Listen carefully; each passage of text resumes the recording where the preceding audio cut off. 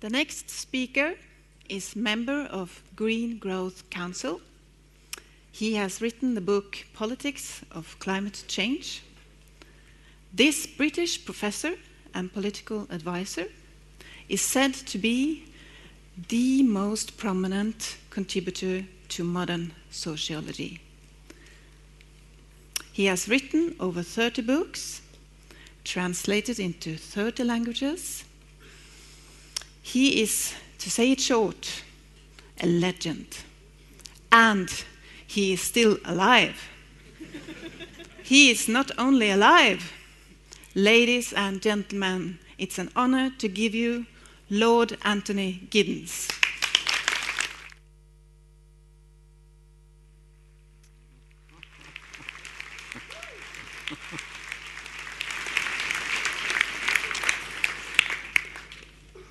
Well, good morning, everybody. Let me say what a pleasure it is to be here this morning.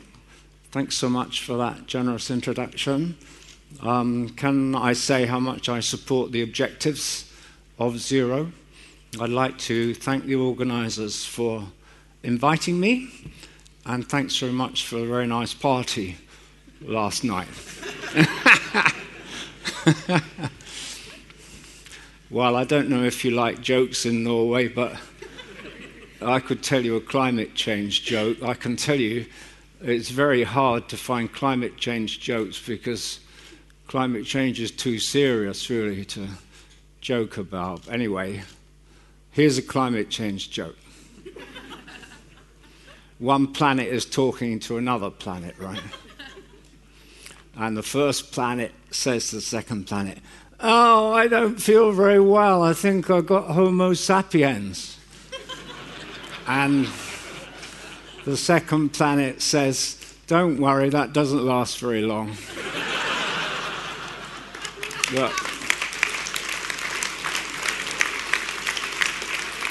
Well, like all jokes or good jokes, this has a serious content, which I'll be discussing in the next half an hour. I don't know how many people here have seen the film The Matrix. And there are two films called The Matrix. And the theme of The Matrix is the existence of two parallel worlds. There's a computer-generated world in which everything is nice and normal, like everybody sitting here. And then outside, the world is really horrible and almost impossible for human beings to live in. Well, I've just produced a second edition of my book on the politics of climate change, not that I'm here to promote it or anything. Very cheap from all good booksellers.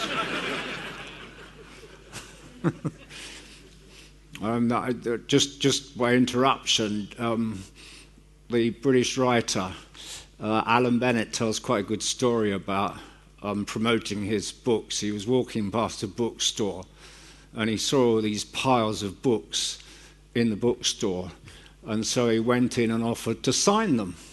And the assistant looked at him horrified and said, "Don't do that, we have enough trouble selling them anyway." Anyway, while I was writing the second edition of my book, it seemed to me that when you look at the progress of international negotiations on climate change and our efforts to deal with climate change, it's a bit like The Matrix, actually. It's 20 years, as everyone here will know, more or less 20 years in June next year, since the first Rio meeting on sustainability. Discussions about limiting climate change on an international level have gone on now for something like 18 years, culminating, well, the next one being Durban in the immediate future.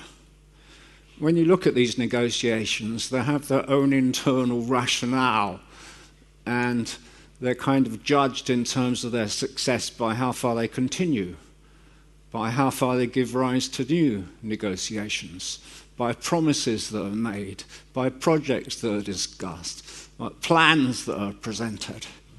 but they have very little connection with the real world. They're like an autonomous kind of dialogue. And I would challenge anyone here to say that 18 years of intensive negotiation on an international level has made a great deal of difference to the impact which climate change is likely to have upon our lives.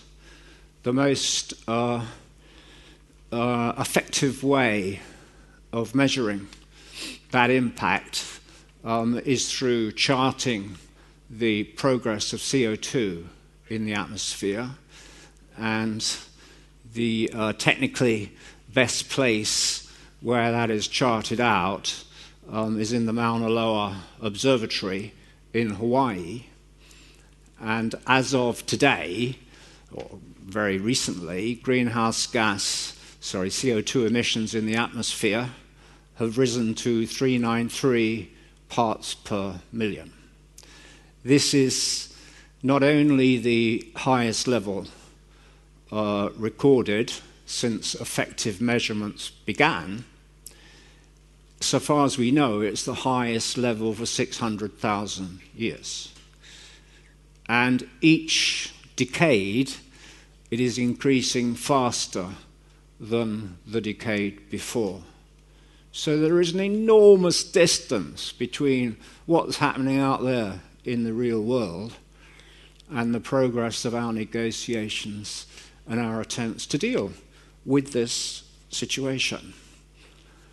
The recession, the global recession discussed by earlier speakers, by the way, please do forgive me for standing over here, but the lights are too bright if you stand over there. Well, maybe I could try over here. Yeah, it's almost as good. It's just in the middle. It's no good. You can't see the audience at all. The global recession has made no difference to the rise in CO2 in the atmosphere. It has probably had a negative impact because, as the IEA showed in the documents quoted earlier, for example, the number of CCS schemes under serious discussion in the world has dropped significantly over the past 3 or 4 years. In the real world, outside the world of the matrix, in the case of China, China was discussed earlier, and of course China is strongly involved in investment in renewable technologies, very good thing to do, but the reality is that 70% of China's energy mix comes from coal. Coal is the most lethal fossil fuel. The US is paralyzed on a federal level in terms of leadership within the world community, although of course there are many things going on below the level of the federal system in the US, and we hear about California no doubt later on today, many interesting things going on at the level of cities. But what I hoped for when I wrote the first edition of my book, i.e. that President Obama would be able to provide inspirational leadership on a world level for our efforts to limit carbon emissions and climate change, has of course not materialized at all. I'm not blaming him as an individual for that, but structurally it's proved impossible for him to do that. In the meantime, the EU, of course, quite rightly, I think, has ambitions, but the EU is going through the most serious crisis in its history, probably, since its initiation, and that is certain to limit its capability of global leadership. I would stress how important this impasse is, and mere words will not suffice to bridge it. Climate change, to me, is the single greatest threat that humanity faces in the 21st century. It is not a threat to the planet. The planet will survive whatever we do. It is a threat to our industrial civilization as it spreads across the world. When people talk of climate change, and it was mentioned earlier, temperature change of 3% or 2%, it sounds fairly innocuous. but those changes mean temperature changes of 5 or 6 or 7% in the Arctic regions. Those changes mean massive dislocations in weather processes. Those changes mean increasing violence of weather beyond levels we've ever seen in world history, probably. Those changes mean fantastic problems as they interlace with other issues we faced in the 21st century. There is no country where climate change will be benign. I've done a lot of work on agriculture in recent years, and if you look around the world, the envelope within which we practice agriculture is really, really narrow. Reference was made by an earlier speaker to the drought and fires in Russia a couple of years ago. Well, those affected grain prices all over the world, and they were minor compared to what we'll face in the next 15 to 20 years. One of the most disturbing things to me is that climate change seems to be already more deeply embedded in the system than the orthodox scientific community thought a few years ago. Can I emphasize this point very strongly? Climate change is not like an issue like global inequality. Global inequality is bad, right? And global inequality will be bad in 2050 if we don't do something about it. Climate change is quite different because climate change is irreversible. So far as we know, there is no way of getting the greenhouse gas emissions out of the atmosphere once they're there, and their effect is cumulative. Some greenhouse gases, again, so far as we know, will be there for hundreds of years. We are talking about changing the world's climate in a radical and irrevocable fashion in a civilization which lives within a very thin envelope of sustainability. When you link that together with the wider crisis of sustainability, we're a civilization, I think, poised on the edge, really. We're a civilization in the 21st century which is gambling with its own future, and the consequences could be really cataclysmic. I wrote a book about 10 years, well, I don't want to talk about the books I've written really, but I wrote a book about 10 years ago called Runaway World, and I think that characterizes the world in which we're in. You should recognize this is the first Anthropocene epoch. This is the first epoch in human history where what we do matters far more than what nature does. We have intervened in nature to such a degree that human intervention is the cause of the very dangers that we've created for our own civilization. For hundreds of years, people worried about what nature can do to us in the form of floods, earthquakes, and so forth.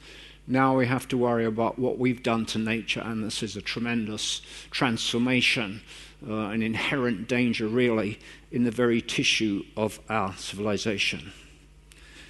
For all the talk of the green economy, green growth, etc., there isn't a single green economy in the world by any definition of that notion.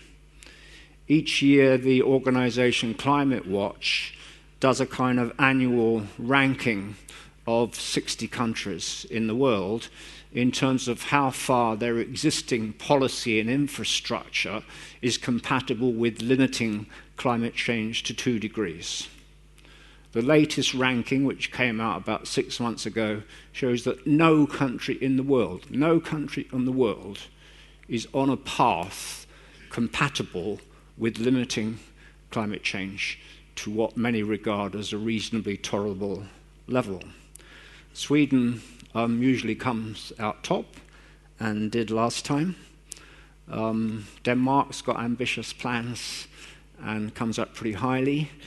Norway, I'm afraid, doesn't do that well. But the really worrying thing, and the thing which shows the issues we're struggling with, is that the US is 57th out of 60. Canada and Australia, or Australia and Canada, make up the other last 2 remaining places. We are dealing with a tremendous problem of the inertia of fossil fuels. In spite of all that was quite rightly said earlier, about how investment in renewable technologies can lead to a competitive edge. This is right.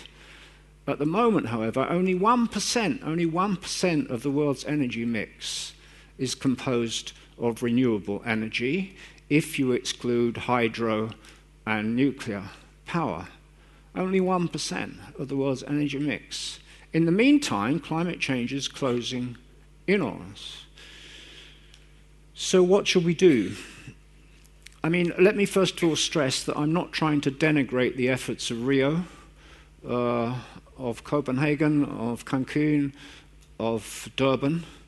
The United Nations does remain a necessary framework for debate about the world's future in respect of climate change and sustainability. I'm not against those negotiations. I believe they should continue if we can give them something of a hard edge. If, for example, money is forthcoming in some sense, it's certainly worthwhile. The trouble is they do have this matrix-type character where success is measured in terms of, you remember a few years ago it said triumphantly, we have a roadmap. I mean, the roadmap has not built a road. There is no substance to it. But we must continue with those efforts. Outside of that, but we cannot, there's no way in which you can place most reliance on them as a means of resolving this steep impasse which our civilization is facing. So therefore, what to do? Well, the bulk of my book is about what to do. And in the space I have here, I can only just mention a few sort of what I would regard as core points, as it were. First of all, there is the possibility, of course, that the skeptics are correct, that climate change is less threatening in its implications than the majority of scientists suppose. That is a possibility. We can never rank these things very precisely, but it looks to be only about a 5% possibility or so. You cannot predicate the future of human civilization on a 5% possibility. Would you get in an aeroplane which has a 5% chance of arriving? Probably not, if you could avoid it. So, you know, I'm all in favor of an engagement with skepticism, because skepticism is inherent to science, and we must try and determine the scale of the risk. But I would remind you that besides the skeptics, on the other side, there are those groups I call the radicals. The radicals think that climate change is much more proximate, much more dangerous than the majority of the scientific community think. If you want to be truly frightened, look at James Hansen's book, Storms of Our Grandchildren.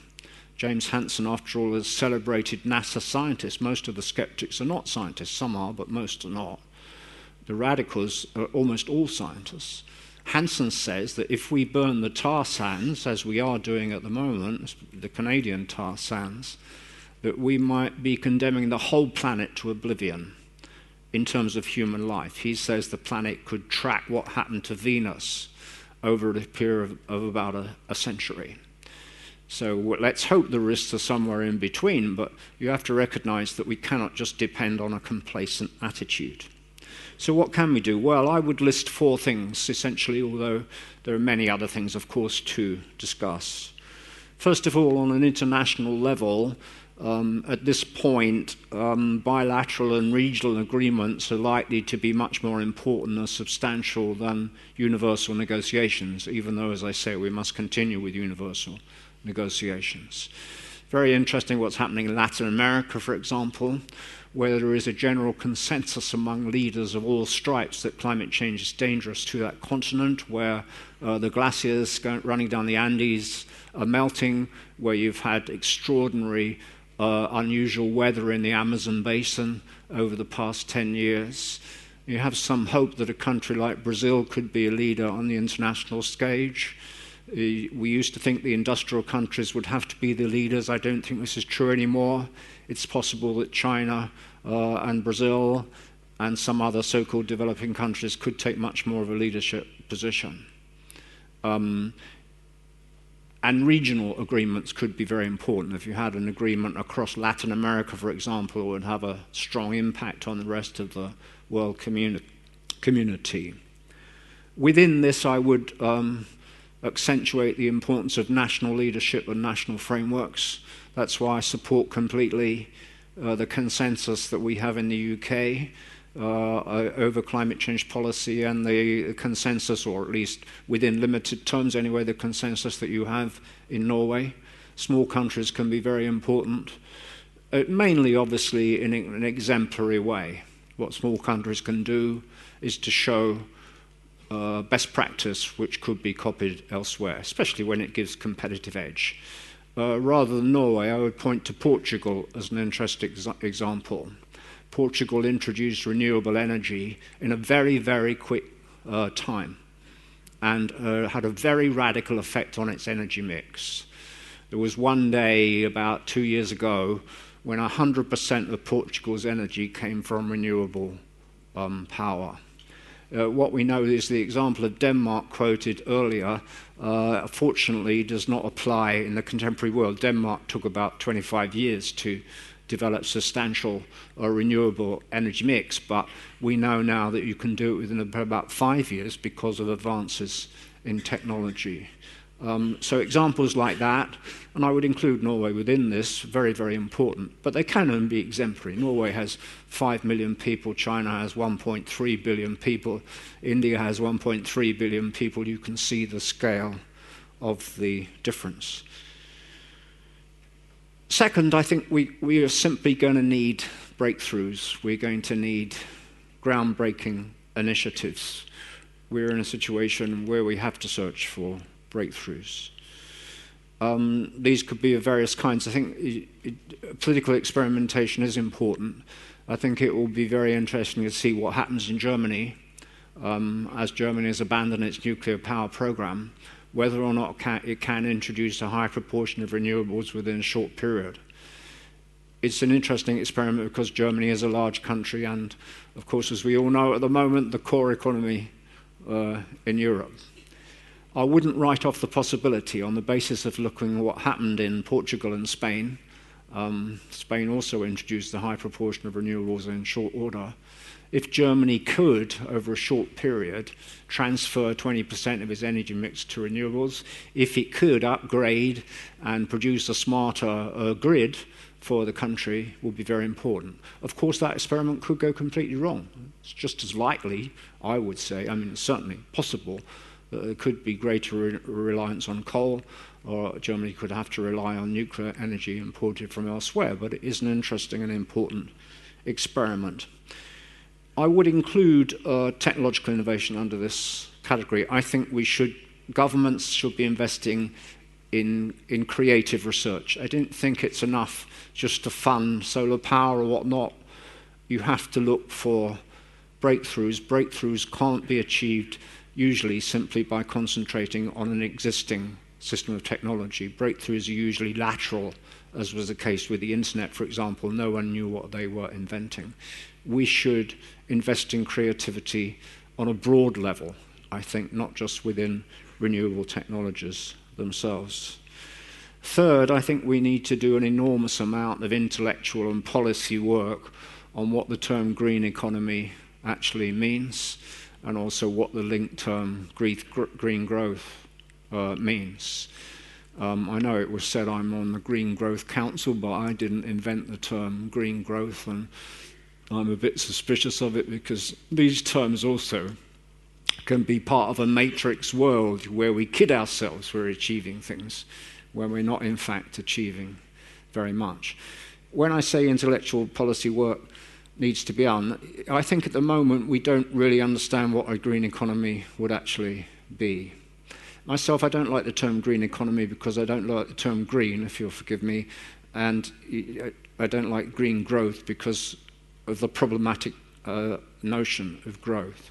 So in place of green, I would substitute low carbon, and in place of growth, I would substitute wealth creation. And we think we're looking for low carbon means of wealth creation, and we're looking for an economy which would support that. I can't stress too strongly that we must have a holistic model of if you want to call it that, green economy or low carbon economy. You cannot stress this too strongly. The reason for this is that it's entirely possible to have a high degree of renewables within an energy system and still have rapidly rising emissions. This was true of Spain, for example, over the 10 years up to 2007, before all building stopped, because of the dependence of the Spanish economy on the construction industry. So it's not enough.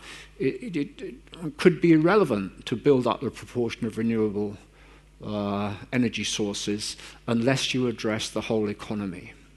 When I say that we don't know what a low-carbon economy looks like, I think we haven't done enough intellectual work on a holistic model of a low-carbon economy. For example, it won't be just, as I said, an economy with a few more renewables in it, with people still driving their cars around as normal. It will look structurally different. It will have implications for welfare, have implications for job possibilities. It will involve a transformation of the totality of our economic system.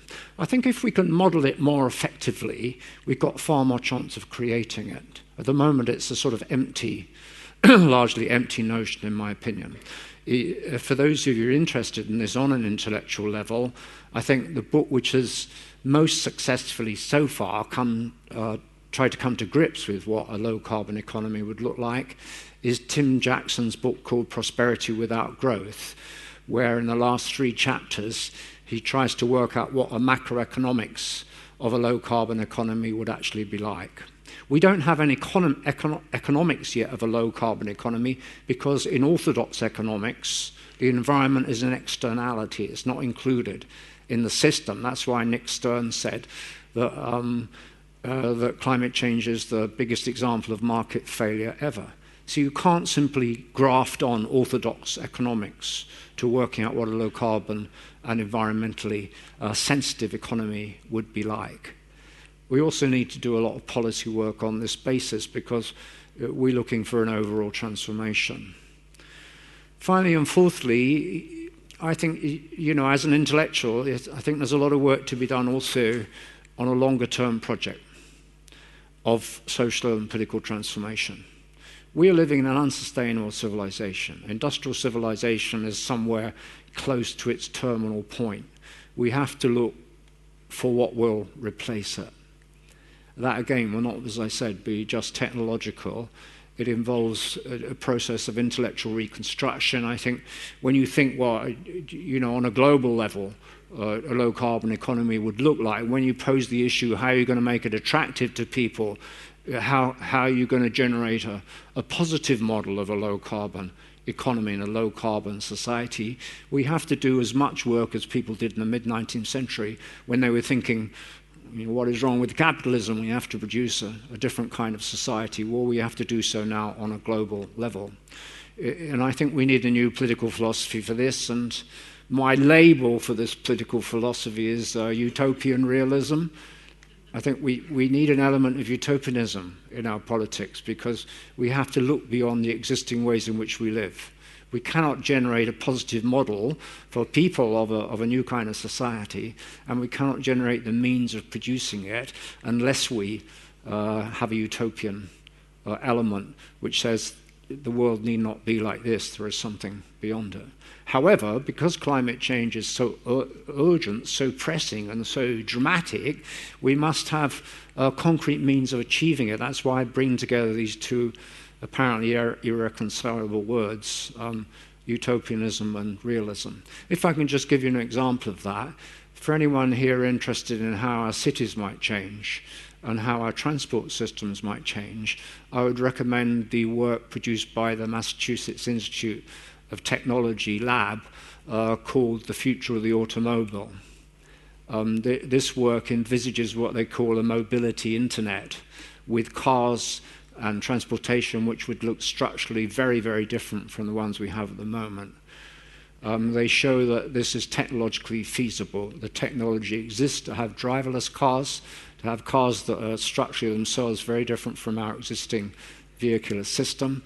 We would have smart cards as a way of integrating transport systems, where you break down the division between the private car and public transport, and where as part of this you'd look for a reconstruction of the nature of urban life. It's an example of what I think we should be thinking about throughout. So in conclusion, we must somehow close the gap between the two sides of the matrix. And if we don't do so, these problems are real. These risks are real.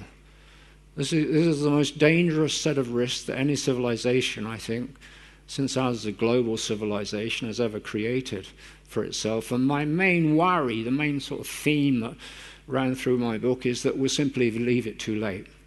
That because climate change is not visible, because it is in some part about the future, even if in part of the proximate future, that we'll simply leave it until there are cataclysms in the world which are so destructive and so clearly linked to climate change that we'll take action.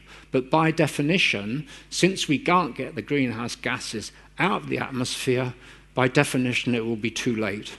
That is the dilemma which humanity faces in the first part of the 21st century. Thank you very much for your attention. The Commissioner